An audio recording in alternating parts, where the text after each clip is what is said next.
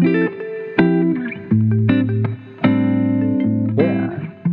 jadi sebelum tu saya perkenalkan diri dulu. Okay, nama saya Hazim Marzuki. Okay, umur saya 32 tahun. Okay, walaupun nampak macam 23 tapi saya 32 tahun. Okay, dan saya menetap di Selangor. Uh, Sekarang ini berada di Puchong, Selangor dan masih lagi bekerja.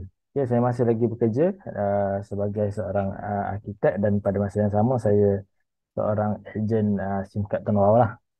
Ya, tahun saya bermula bisnes Tanwa ialah pada tahun 2018.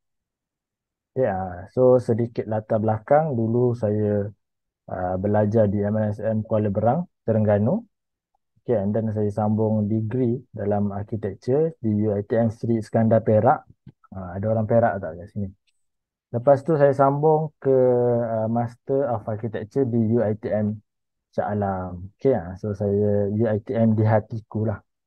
Okay, so itu sedikit latar belakang saya dan insyaAllah akan ada beberapa bab yang kita akan belajar pada hari ini.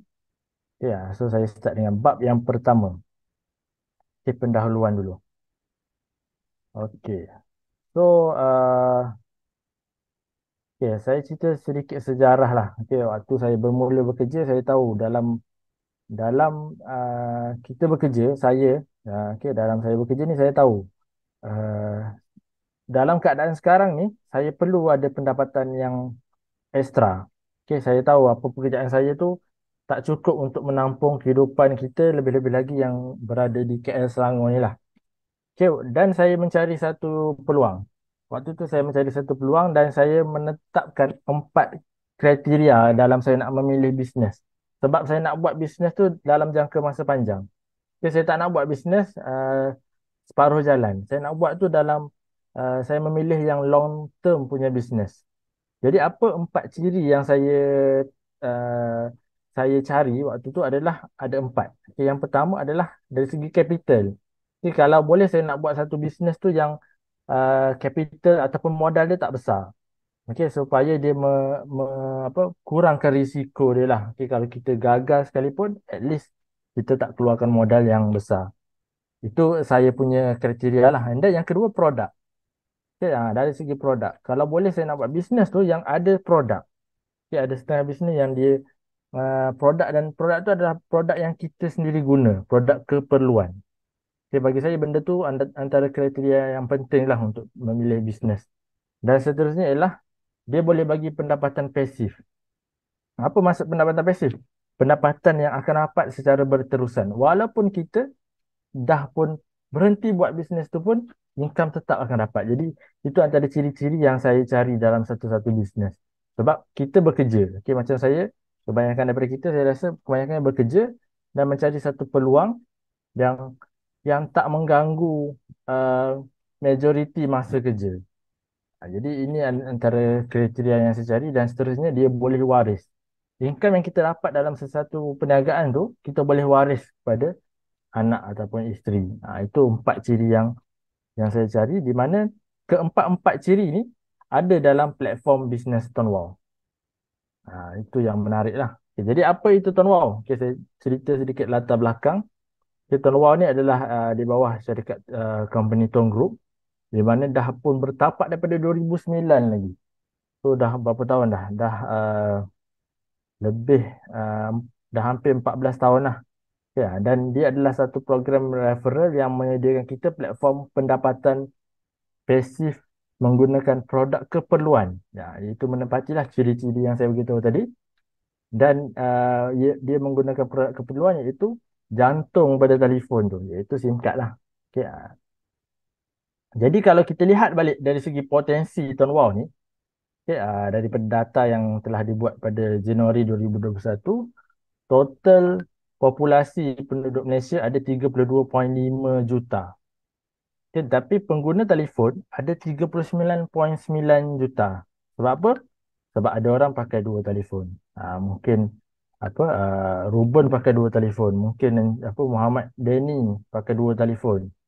Ataupun Wow Melaka pakai dua telefon. Kebanyakan daripada kita akan ada dua device lah. Ya, mungkin satu untuk kerja, satu untuk family. Jadi itu antara, kalau tak dua telefon pun ada dua SIM card lah.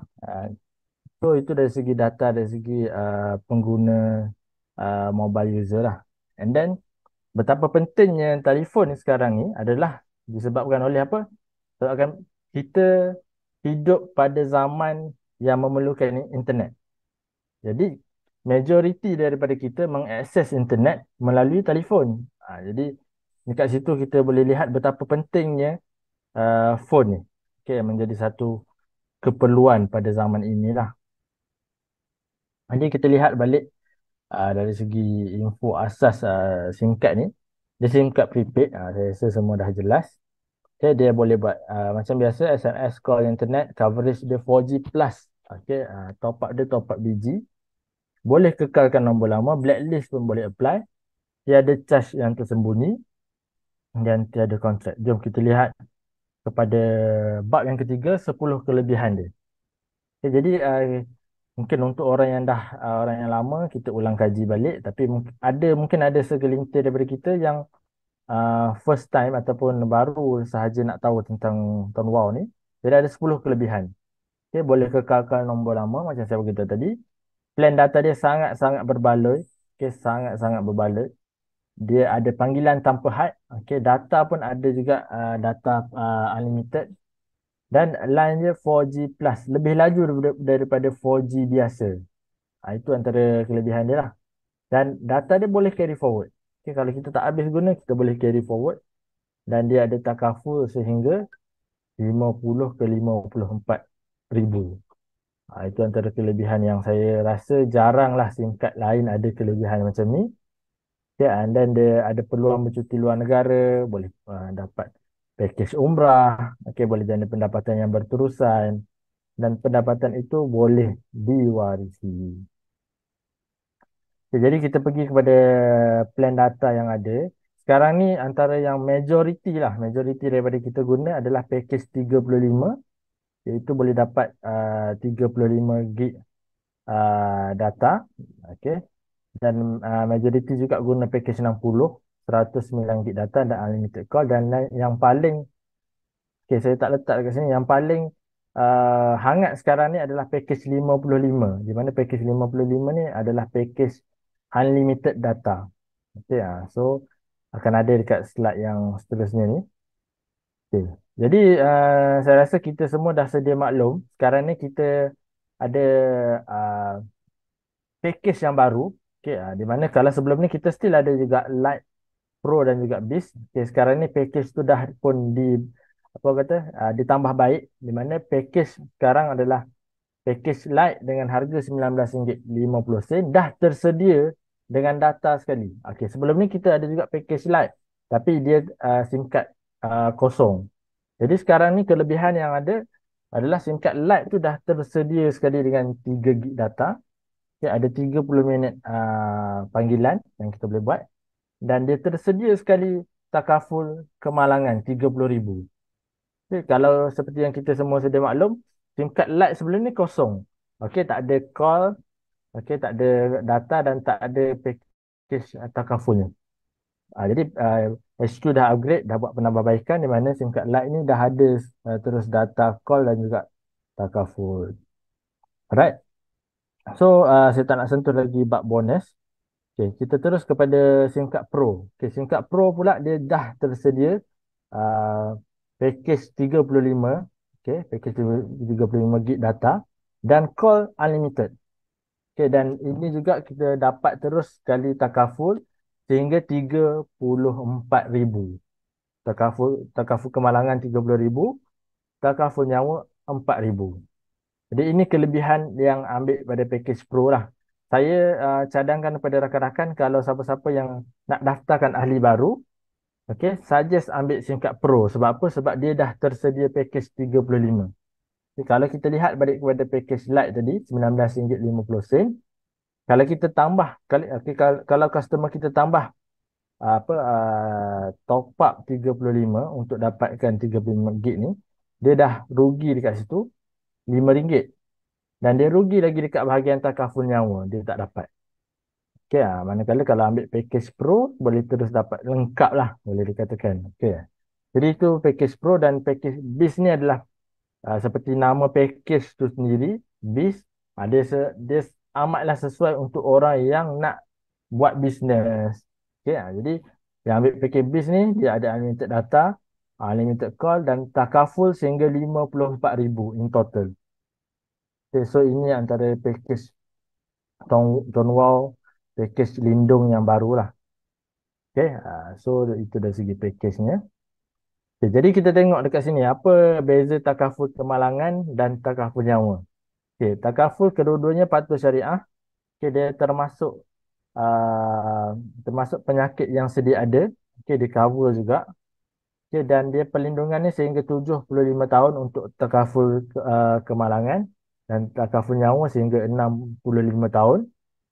Okay, manakala jumlah perlindungan untuk takaful kemalangan lebih tinggi lah, 30,000 ke 50,000 bergantung jumlah top up kita lah. Dan takaful nyawa 4,000. Okay, manakala untuk cooling period 30 hari takaful nyawa, yang takaful kemalangan tiada cooling period.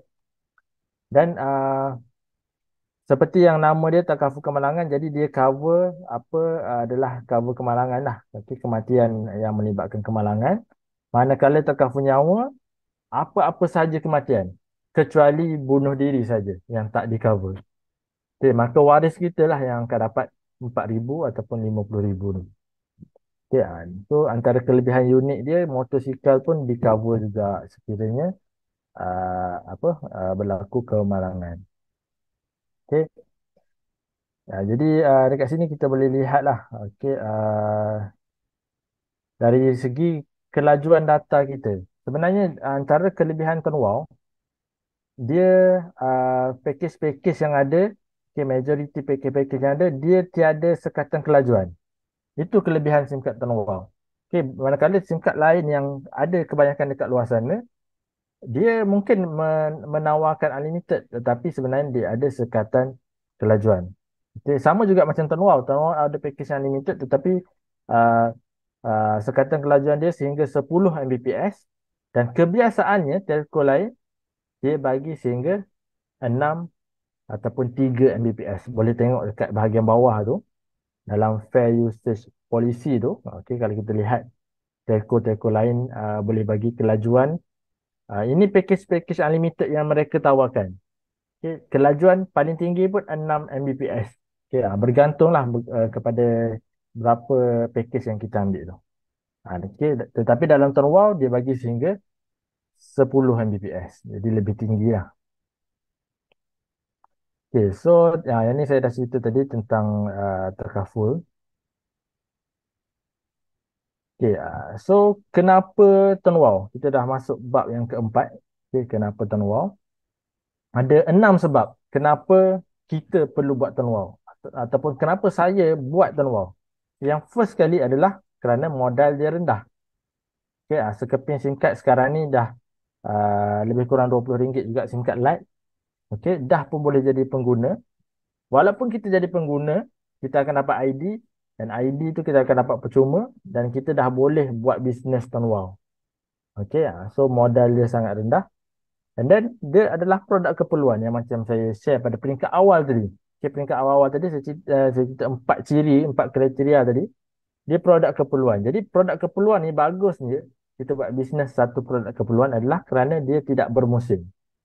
Okay, walau apa terjadi pada produk kita, pada uh, kita punya surrounding, orang akan tetap akan top up sebab orang nak gunakan. Okay, contohnya pandemik ke, bisnes tengah down ke, okay, telekomunikasi tetap diperlukan. Dan seterusnya, maintenance dia rendah. Okay, siapa yang pernah buat bisnes yang sebelum-sebelum ni, yang mungkin terlibat dengan maintenance, yang terpaksa restock produk yang tak habis guna, terpaksa letak di bawah katil dan sebagainya, itu yang saya saksikan sendirilah di kalangan saudara terdekat. Jadi maintenance tinggi untuk setiap bisnes. Tapi dalam Tonwow ni, maintenance kita hanyalah top up kita semata-mata. Top up kita semata-mata. Jadi kat sini juga antara sebab kenapa kita perlu buat Tonwow, yang keempat adalah repeat sale dia tinggi. Sebab apa? Sebab orang akan top up tiap-tiap bulan. Jadi dia akan berlaku secara automatik repeat sale tu. Okay, dan pendapatan daripada situlah tercetusnya pendapatan pasif. Okay, jadi kita buat kerja sekali tapi kita dibayar berkali-kali. Sebab apa? Contoh kalau kita daftarkan seorang customer tu guna SIM card tu selama 20 tahun, maka selama 20 tahun itulah kita akan dibayar. Okay, kalau orang tu guna SIM card sampailah ke umur 50 tahun, maka sepanjang 50 tahun itulah kita akan dibayar oleh HQ. Jadi itulah pendapatan pasif. Jadi kita, bila kita dah daftar, kita dapatkan, kita volumekan kita punya customer, okay, and then bila customer kita dah ramai, kita akan dapat satu pendapatan yang stable yang akan dapat setiap bulan. Okay, dan dekat situlah macam mana berlakunya pendapatan itu boleh diwariskan. Di mana kalau kita dah tiada nanti, okay, kita dah pergi, pendapatan yang dapat tiap-tiap bulan tu, orang tak akan berhenti top up. Apabila kita dah tiada, orang tetap akan top up juga. Jadi income tu akan mengalir kepada anak ataupun isteri. Itulah yang menarik tentang bisnes Tanwa, dan sebab itulah kenapa saya buat bisnes ni. Sebab itulah kenapa saya buat bisnes ni. Okay. So sebenarnya bisnes ni dia bukan untuk diri kita je. Dia tak apa kata, tak limit pada satu generasi. Dia boleh diwariskan ke generasi yang seterusnya. Itu keunikan bisnes Tanwa. Okay, jadi dalam Tanwa ni ada beberapa pangkat lah. Okay, ada pangkat light, ada pangkat bis, junior center, service center, branch. Jadi untuk rakan-rakan saya yang ada sekarang ni, yang yang masih lagi pangkat light, cuba buat sebaiknya untuk dapatkan pangkat junior center. Yang dah junior center, cuba buat sebaiknya untuk naikkan service center dan branch. Sebab apa? Sebab di sinilah uh, berpunca income ataupun komisen anda jadi naik berganda-ganda. Okey. Jadi ini saya tak nak share detail, okay, percentage dia. Okay. Jadi dekat sinilah punca rakan-rakan kita ni boleh dapat income sebesar seperti ini. Contoh Fadhil Syauqi, sekarang umur 24 tahun tak silap saya, income sudah 5,000. Muda lagi. Sama juga rakan kita Amirah Hanim ni, 29 tahun, 6,000. Puan Marcelina, warga Indonesia pun boleh buat income sehingga 3,000 sebulan. Dan rakan kita Ilham OKU yang lumpuh sebahagian daripada tubuh badan dia, still boleh buat income secara online saja dia buat. Okey, dah boleh dapat sehingga 4,000 sebulan. Okay, Tuan Yazid, siapa saya rasa ramai yang kenal Tuan Yazid ni. Pegawai polis, income 10,000 sebulan. Sama juga Abdul Halim, antara orang kuat HQ. Okey, Abdul Halim masih lagi, saya tak silap saya, dia dah habis belajar, baru saja habis belajar. Dah pun ada komisen 14,000 sebulan. So, pada saya dah ceritakan bagaimana anak muda, okay, orang yang apa, wanita, OKU, Indonesia, semua pun boleh buat bisnes ni sebenarnya. Itu yang saya nak tunjuk dekat sini. Dan sama juga ini saya sendiri gambar waktu dekat Guangzhou, HQ apa, belanja percutian kepada ejen-ejen Tanwau pada tahun 2020 tak silap saya. So ini adalah hasil daripada bisnes Tanwau sekeping singkat yang kebanyakan daripada orang dekat luar sana yang pandang sebelah mata. Ini hasil yang saya dapat hanya buat secara part time sahaja. Jadi rugilah kalau rakan-rakan kita yang dah ada dalam bisnes ni tak buat betul-betul. Okay. So ini Hafiz Arif pun saya rasa ramai yang kenal dia. Okay, full time, 130 ke 100,000 sebulan lah. Okay. So kalau kita cerita balik sejarah, okay, pada tahun 2020 tu, uh, benda yang ni saya nak share pengalaman lah. Okay, benda yang unik dalam bisnes Tanwau ni, waktu PKP ataupun waktu COVID tengah melanda pada negara kita, income ejen Tanwau naik dengan mendadaknya, termasuk saya. Okay, waktu tu saya income baru start, saya start 2018, income saya nak cecah 3,000 adalah yang paling struggle sekali. Okay, memang susah nak dapat 3,000 yang pertama. Okay, sebab uh, apa untuk cecah 3,000 yang pertama itulah benda yang kita paling kena kena tahan dulu. Kita kena berusaha dulu pada peringkat awal. Tapi bila cecah saja 3,000, dia akan naik secara mendadak. Sebab tu saya kata kena kejar pangkat tadi. Okay, bila dah cecah pangkat yang tertentu, komisen tu naik tanpa kita sedar. Bayangkan pada tahun 2020, pada Januari, income saya cecah 5,000. Okay, dan pada penghujung tahun yang sama, pada Disember, saya dah naik sehingga 18,000 sebulan. So, saya sendiri pun tak jangka benda tu. Jadi, inilah satu kelebihan bisnes singkat yang orang pandang sebelah mata. Inilah hasil dia. Dan saya yakin, kalau saya boleh buat, orang lain semua boleh buat. Sebab apa? Sebab saya pun bukan orang bisnes. Saya pun bukan orang bisnes. Saya tak pernah buat bisnes sebelum ni. Ya, so itu antara uh, sedikit lah perkongsian pengalaman. Jadi, uh, bagaimana strategi nak bermula? Okay, sebenarnya ada dua cara yang saya boleh cadangkan pada rakan-rakan. Okay, tak lain tak bukan, satu offline, satu online. Okay, kalau offline, antara rakan-rakan kita yang buat, antaranya dia ada flyers, okay, selit di postbox ataupun pintu kereta. Okay, dia kena bertegur lah untuk memulakan perbualan, buka booth, okay, dia tapak pasar malam dan sebagainya. Tapi yang paling penting kalau offline adalah wajib kena ada stok. Okay, wajib kena ada stok. Kita tak, sebab kita nak bercerita. Bila kita bercerita, bila kita tak ada stok, benda tu akan tersekat perjalanan offline kita. Jadi saya suggest juga untuk offline, mulakan dengan family. Itu saya sendiri buat, saya pun bermula dengan family saya. Sebab apa kena bermula dengan family? Contohlah kita bagi adik-adik kita guna, mak ayah kita guna. Kita tak perlu cerita pasal bisnes. Kita just, bila kita balik kampung, kita tengok line tuan luar cantik, kita just tukar saja secara paksa rela. Itu cadangan saya lah. Tukar saja secara paksa rela. Dan bila kita sendiri dah daftarkan beberapa orang, kita nampak komisen tu masuk pada akaun bank kita, daripada situlah tercetusnya keyakinan kita makin bertambah. Oleh sebab tu saya cadangkan mulakan dengan family. Okay, and then online lah. Online ni dia ada banyak cara, antaranya personal branding. Okay, mula post dekat media sosial. Okay, and then siapa yang belum follow Facebook saya boleh follow, mungkin boleh copy ayat-ayat saya untuk dapatkan idea macam mana nak bina personal branding. Okay, and then dia ada free course marketing. Ini cara yang saya guna mostly. Free course marketing. Antaranya apa? Status WhatsApp. Ataupun story dekat IG. Ataupun story dekat Facebook. Ataupun marketplace. Itu adalah satu, apa orang kata, lubuk-lubuk untuk buat marketing secara online. Lubuk tu dah ada.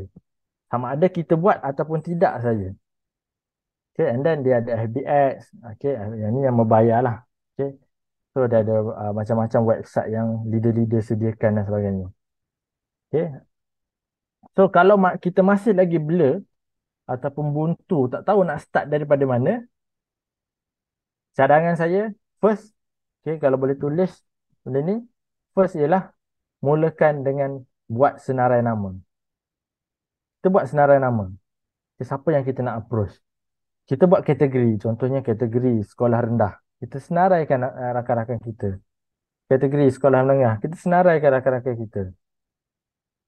Okay, so jadi bila kita dah buat senarai nama, kita kena ada stok lah. Bila kita ada stok, kita kena start bercerita. Okay, so benda ni walaupun bisnes singkat, tetapi kita kena buat dia sebagai satu bisnes yang serius. Okay, ini cadangan saya, buat senarai nama. Kalau susah nak buat senarai nama, benda yang paling senang ialah buka phone, tengok contact list. Dekat situ penuh dengan senarai nama yang ada dalam contact list phone kita. Okey, baru-baru ni saya dapat call daripada ejen penapis saya. So dia pun buat benda yang sama. Dia dapatkan senarai nama, okay, dia call satu persatu ataupun kalau rakan-rakan terdekat dia, dia akan jumpa. Itulah approach yang dia guna. Dan sepatutnya kalau kita guna approach yang sama, kita boleh dapat result yang berbeza lah daripada kita buat sekarang. Ah, jadi sedikit lagi saya nak share tentang teknik personal branding ni. Ah, okay, so cara post di Facebook contoh. Kalau kita nak buat personal branding, first cara kita setting profile. Macam mana cara kita setting profile? First sekali kita kena letak gambar profile tu gambar muka kita. Okay, ramai kesilapan yang orang buat, profile dia pun dah silap. Profile picture dia pun dah silap.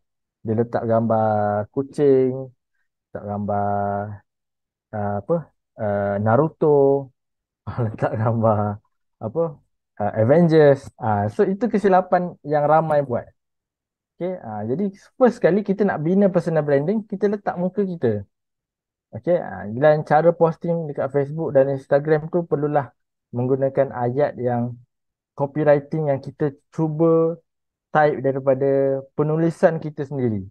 Okay, elakkan kita buat ayat yang kita copy daripada ejen-ejen yang lain.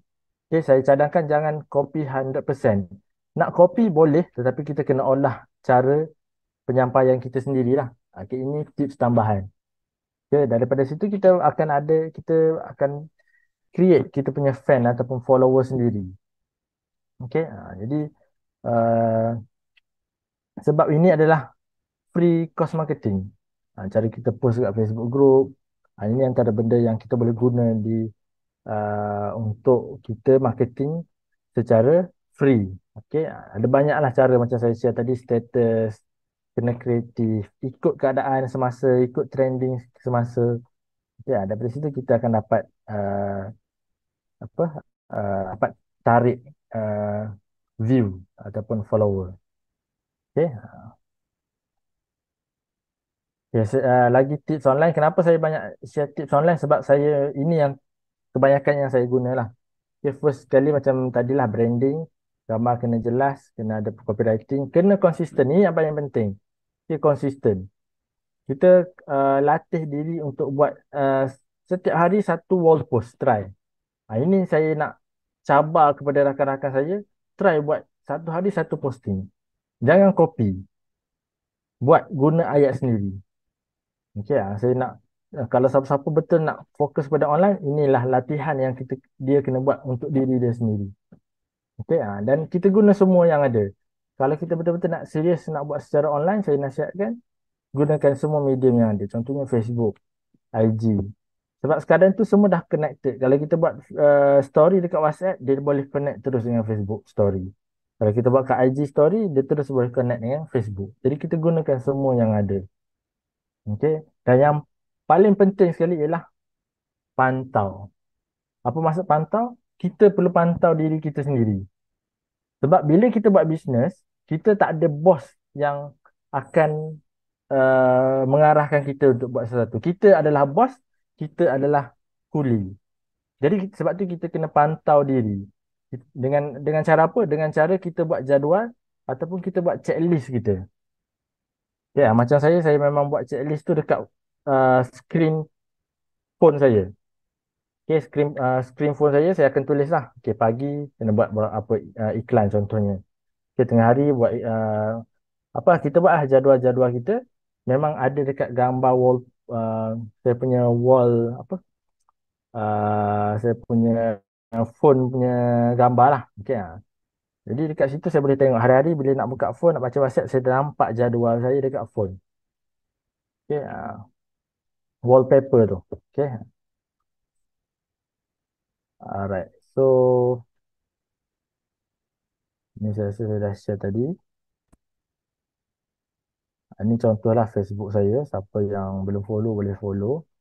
Okay, dalam kita nak membina personal branding ni, elakkan untuk kita post bisnes semata-mata. Okay, jangan semua benda kita nak post bisnes je. Okay, ada masa kita boleh post aktiviti kita, apa yang kita buat. Okay, contohnya kalau kita pergi jogging, apa aktiviti-aktiviti kita. Orang lebih suka lihat kita punya aktiviti. Sebab itu gunanya function media sosial. Orang nak tengok kita bersosial, orang nak tengok aktiviti. Okay, jadi dekat situlah uh, dia sama macam kita tengok TV lah. Kita tengok TV, kita tak nak tengok iklan. Kita nak tengok cerita tu. Ya, ataupun drama tu. Jadi iklan tu akan muncul sekali-sekala. Sama juga dalam media sosial, contohnya Facebook. Kita buat contoh gunakan formula 4:1 ni. 4 kita cerita pasal aktiviti kita. Satu kita select bisnes. Okay, so bisnes ni boleh nak select bisnes tetapi dia kena jangan terlalu hard sell. Jangan terlalu hard sell. Okay. Okay, contoh hard sell adalah posting yang ketiga. Saya cerita terus 10 sebab kenapa saya cadangkan kawan-kawan buat bisnes tahun wow. Ini adalah contoh posting hard sell lah. Kita direct, kita cerita pasal bisnes. Okay, dan kalau yang jenis yang soft sell, contohnya saya buat sesi Zoom, okay, uh, dan saya ceritakan aktiviti saya bersama tim, contoh. Ini soft sell, okay, dia bukan hard sell. Jadi ini contoh-contoh saya nak bagi nampakkan gambaran. Ini pula kalau dekat Facebook group. Okay, kalau dekat Facebook group, kita join banyak-banyak group, contohnya group barang-barang murah, grup jawatan kosong, grup iklan KL Putrajaya, grup Ipoh, grup niaga. Dekat sinilah kita nak buat posting secara hard sell. Dekat sini boleh. Dekat sini tak ada masalah. Okay, kita direct menjual produk kita. Okay. So ini contoh lah nak bagi nampak lagi. Okay. So itu saja daripada saya. Okay. So penutupnya kita kena uh, ini gambar saya bersama tim. Mana saya akan jumpa dengan tim saya. Untuk yang dekat-dekat saya akan jumpa. Ya, walaupun kita buat online, kita tetap kalau macam saya, walaupun buat online tapi tetap nak ada juga bonding antara network. Sebab dekat situ saya yakin dia apa memudahkan lagi untuk tim kita berkembang. Okay, itu yang saya belajar daripada uh, apa leader-leader saya lah. Okay. So ini aktiviti saya buat penerangan kepada ahli ahli persatuan dan ini pasukan rela. Okay, so uh, penutup daripada saya, terima kasih sudi luangkan masa. Nak berjaya wajib ada tindakan. Okay, apa yang kita dengar hari ini, kita terus bertindak esok. Apa yang kita dapat hari ini, kita terus bertindak esok. Okay, jangan ada sifat bertangguh. Okay, stok menandakan kita serius nak buat. Siapa yang tak simpan stok, maknanya dia belum serius lagi. Okay, anggap bisnes yang kita buat ni adalah bisnes kita sendiri. Okay, jangan kita anggap ini kita buat ni sebab bisnes rescue. Bukan. Kita buat sebab kita rasa ini bisnes kita sendiri. Okay, so itu saja daripada saya. Okay, so terima kasih semua rakan-rakan yang sudi join pada malam ni. Sudi luangkan masa. Okay, so itu saja daripada saya. Assalamualaikum dan selamat malam. Terima kasih Hazim. Thank you. Alright. Thank you semua. Okay. Thank you HQ bagi peluang pada saya.